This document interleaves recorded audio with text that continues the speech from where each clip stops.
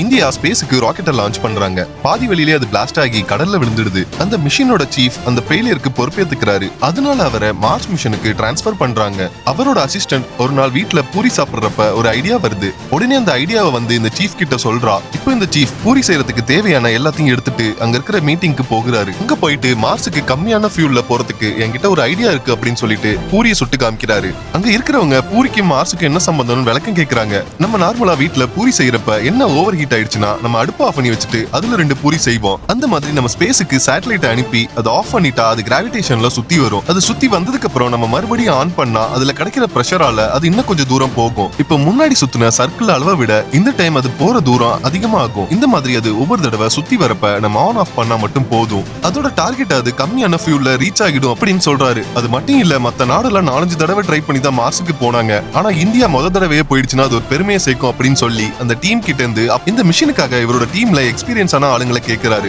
ஆனா இவங்களுக்கு கடைசியா எந்த எக்ஸ்பீரியன்ஸும் இல்லாத ஆளுங்க தான் கிடைக்கிறாங்க. அதோட அவங்க இங்க வேலை பார்க்கறதுக்கு இன்ட்ரெஸ்ட் இல்லாம தான் வராங்க. கொஞ்ச நாள் இந்த மிஷின்ல வேலை பார்த்துக்கிட்டு இருக்கிறப்ப திடீர்னு அங்க வந்த சீஃப் இந்த மாதிரி நம்ம சந்திராயன் ப்ராஜெக்ட் பண்றதுனால இங்க ஃபண்ட் இல்ல, அதனால இந்த ப்ராஜெக்ட்டை ஸ்டாப் பண்ணணும்னு சொல்றாரு. இப்ப இவருக்கும் என்ன பண்றதுன்னு தெரியல. அதே நேரம் சைனா ரஷ்யா கிட்ட இருந்து பார்ட்ஸ் வாங்கி மார்ஸுக்கு ராக்கெட் அனுப்புறாங்க. ஆனா அது ஃபெயிலியர்ல போய் முடிஞ்சிடுது. இதனால ரஷ்யன் பார்ட்ஸ் மேல நம்பிக்கை இல்லாத இந்தியா சந்திராயன் ப்ராஜெக்ட்டை ஹோல்ட் பண்றாங்க. அதுல உள்ள மிச்ச காசை செலவு பண்ணாம இருந்தா கவர்மெண்ட் திருப்பி எடுத்துக்குன்னு சொல்லிட்டு இந்த மார்ஸுக்கு போற மங்கள்யான் ப்ராஜெக்ட்டுக்கு அதை கொடுக்குறாங்க. மறுபடியும் இவர் இந்த ப்ராஜெக்ட்டை ஸ்டார்ட் பண்றாரு. ஆனா இவரோட டீம் ஒரு இன்ட்ரெஸ்டே இல்லாம தான் வேலை பாக்குறாங்க. அதே நேரம் இவர்கிட்ட நேரமும் கம்மியா தான் இருக்கு. இவர் அந்த ராக்கெட்டை செஞ்சு முடிச்சாரா, நினைச்ச டைம்ல அது மார்ஸுக்கு போனுச்சா நீங்க தெரிஞ்சுக்கணும்னு அந்த சேனலை சப்ஸ்கிரைப் பண்ணுங்க.